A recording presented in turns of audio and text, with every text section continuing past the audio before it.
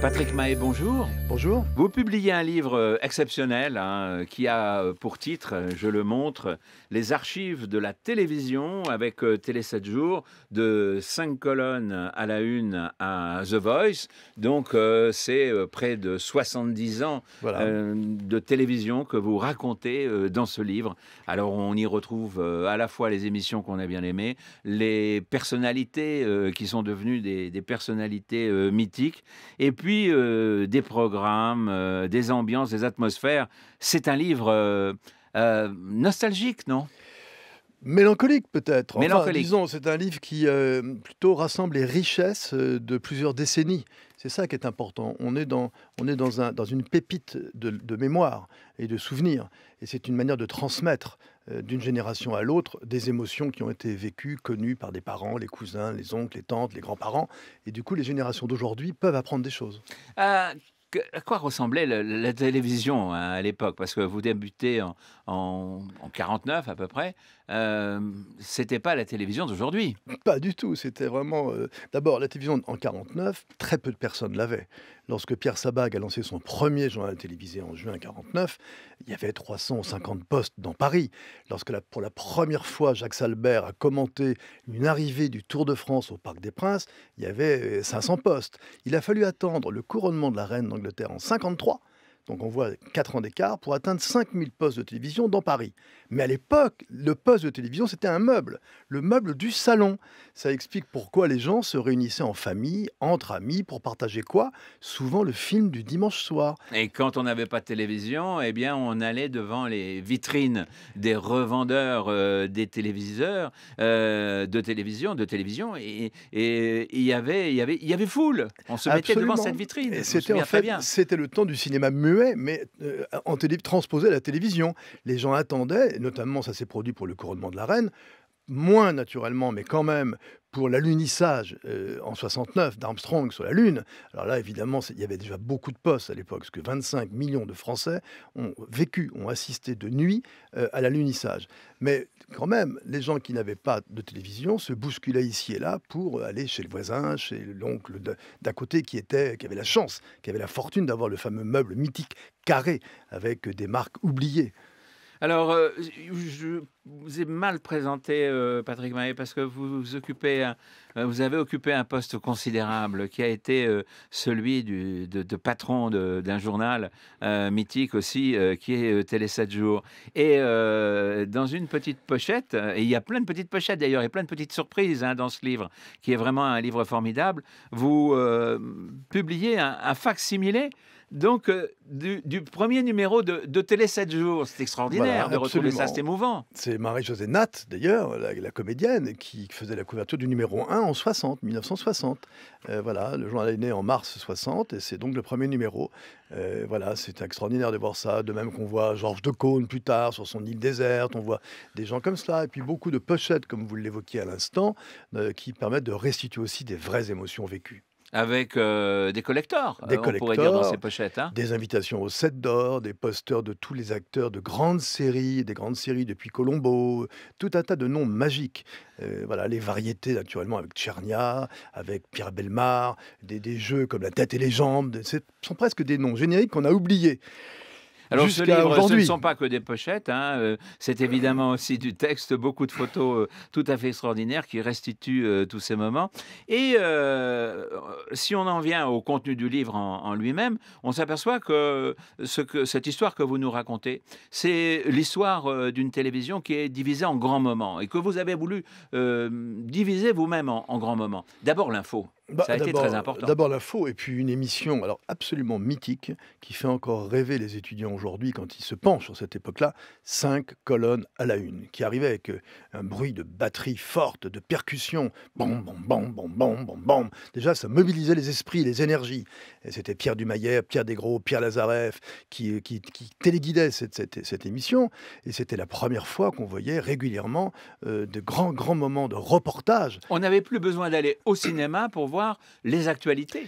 Mais vous avez raison, parce qu'au début, les journaux télévisés, c'était la reproduction, les premiers, des actualités du cinéma. C'était la même chose. Ça repassait simplement sur petit écran. Alors après, naturellement, quand ça s'est développé, ça a changé, puis on a vu arriver des vraies stars. C'est vrai que Jacques Salbert était la première star des journalistes de l'époque, Pierre Tchernia en était la deuxième, Claude Darget, qui fumait sa pipe régulièrement à l'antenne aussi, en sport, Raymond Marcillac. Impensable aujourd'hui, hein. Impensable, évidemment, à l'époque. Impensable. À l'époque, tout était plus ou moins permis. Maintenant, c'est Tout a été différent. permis pendant très longtemps. Pendant longtemps. On voyait Raymond Marcillac diriger le service des sports et les coulisses de l'exploit avec son chien familier à côté de lui, comme Drucker aujourd'hui dans Vivement Dimanche. Alors, il y a d'autres moments très forts, évidemment, dans cette histoire de la télévision. Les jeux, bien sûr, hein, la jeunesse, les séries. Les jeux d'abord, et puis les variétés, parce que Ah oui. là, il y a de grandes figures. Alors les jeux, ce qui est intéressant, c'est de voir la différence entre les jeux d'argent et les jeux d'esprit. Par exemple, Les chiffres et les lettres était une émission de jeux d'esprit, comme le qualifiait Armand Jameau, qui était un des grands producteurs de télévision. Puis par ailleurs, vous avez Qui veut gagner des millions, par exemple. Alors ce qui était intéressant, c'est de voir l'évolution des choses. Qui veut gagner Il y a un jeu où on gagne des dictionnaires, et puis il y a un jeu où on gagne 1 million. Mais quand on voit Qui veut gagner des millions, c'est votre dernier mot, Jean-Pierre, pour Foucault, il faut savoir que dans le monde entier, il y a 120 Jean-Pierre Foucault qui sont habillés de la même manière, dans le même décor, avec la même lumière mauve, et qui posent la même question. Est-ce que c'est votre dernier mot, ou pas? Is it your last word? Est-ce la única, la última palabra? Il y a 120 personnes dans le monde entier qui sont des Jean-Pierre Foucault. Ouais, une émission qui s'est bien vendue dans le monde entier. Les variétés, évidemment. Les variétés... Avec des gens aussi, là, qui sont entrés dans le panthéon de la télévision. Absolument, et d'ailleurs il y en a un qui continue à triompher bien sûr actuellement, c'est Patrick Sébastien. Il faut savoir qu'avec l'émission Le Grand Bluff, il détient toujours le record absolu de téléspectateurs sur une émission de variété. Avec 17 millions de téléspectateurs, c'est l'équivalent, à peu près, un peu moins naturellement, mais à peu près, de la finale de la Coupe du Monde de football 1998 sur TF1. Oui, mais je suis un peu déçu. Je pensais que vous alliez me parler de Mariti Gilbert Non, mais soyez pas déçus. qui étaient les producteurs d'émissions de variété. Il y avait Guy Lux. Non, mais je vous ai parlé d'un record. Ne soyez pas déçus parce que des records, il y en a partout en fin de compte. Guy Lux et ses vachettes, par exemple, dans Interville. On voit que cette émission des années 60-70, elle a encore des imitations parfois. On a l'impression que quand on veut recaser un souvenir, on puise dans le fond de l'INA pour retrouver des idées qu'on pourrait réalimenter, réanimer. C'est le cas d'Interville qui continue à exister. Alors pas avec l'audience de ces temps-là, forcément, puisque la magie de la télévision réunissait tellement de gens. Les séries, on en parlait tout à l'heure aussi, les séries. Les gens rentraient chez eux après le travail pour aller voir Dallas. Et ils se racontaient au bureau le lendemain, devant les premières machines à café, les épisodes où JR, le salaud, avait mis un couteau dans le dos au brave Bobby Ewing, tandis que Pamela allait boire son bourbon dans un coin. C'était fascinant. Ouais, aujourd'hui, on s'en fiche un petit peu parce qu'il y a les DVD, il y a les Blu-ray, il y a la VOD, évidemment, qui occupe une part Vous avez très raison, mais importante. d'autre part, il y a aussi le fait que beaucoup de séries de télévision d'aujourd'hui sont formatées de telle manière qu'elles se ressemblent d'une chaîne à l'autre. Beaucoup de séries policières américaines qui sont achetées directement sur des marchés, comme le MIP TV à Cannes, et qui peuvent durer 10 ans sur une chaîne et 10 ans sur une autre, avec presque des moules comparables. Des codes comparables. Alors, la culture était très présente dans cette télévision d'avant, on pourrait dire. Un peu moins aujourd'hui. La culture était vraiment très présente et c'était une culture populaire au sens noble du terme. Quand la caméra explorait le temps avec Stelio Lorenzi, on entrait réellement dans des grands classiques. Et les gens qui n'étaient pas forcément... Des directs écrits spécialement pour la télévision. Spécialement, ou même Les Rois Maudits, par exemple. Les gens apprenaient sans qu'on soit directif, mais par des jeux de mise en scène théâtraux, apprenaient des choses de l'histoire avec facilité.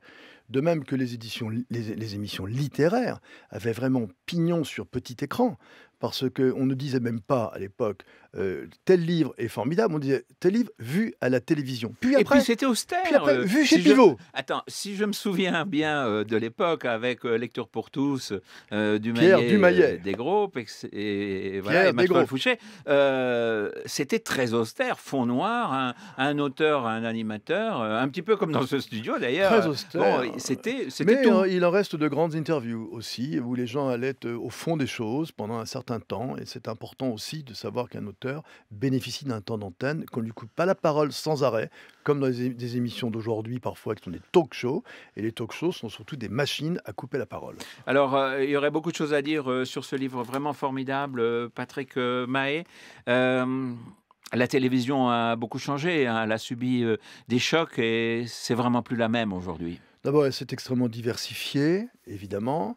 Les télévisions régionales n'ont pas réussi à prendre vraiment la place qu'elles auraient dû prendre. En revanche, on est dans une diversification un peu uniforme par moment, quand même, dans le choix des programmations, puisque les gens sont en concurrence permanente, donc s'espionnent les uns et les autres sur des programmes qui marchent et ne font pas preuve toujours de créativité comme il le faudrait. Et la télé-réalité est arrivée il y a maintenant 15 ans et a mis un coup de pied dans tout ça, sauf qu'elle a un effet boomerang et que les gens s'en sont quand même lassés. C'est un effet de mode. Alors, une télévision qui a beaucoup changé, c'est une télévision quand même que vous regardez, j'imagine? Oh, mais Parce qu'en naturellement. en tant qu'ancien patron de Télé 7 jours et amoureux de la télé, vous êtes quand même devant votre écran, non? Mais naturellement, et en plus, je regarde l'évolution du genre de la télévision. Par exemple, aujourd'hui, et ce qui m'intéresse beaucoup, c'est la télévision pratique où les gens entrent chez où les commentateurs, les animateurs entrent chez les gens pour leur apprendre à vivre, soit à se tenir à table, soit à refaire leur peinture, soit à changer les meubles, soit la vitrine, soit la maison carrément, ou alors ce sont les conseils de médecins, de Michel Simès par Oui, exemple. il y a du pratique. Il y a beaucoup de pratiques et beaucoup d'interactivité avec de téléspectateurs d'aujourd'hui. C'est une autre télévision en tout cas. Bon, pour suivre donc le parcours de cette télévision française, puisqu'on s'en tient pour l'essentiel avec votre livre à l'histoire, à notre histoire nationale, avec les archives de la télévision, avec Télé 7 jours.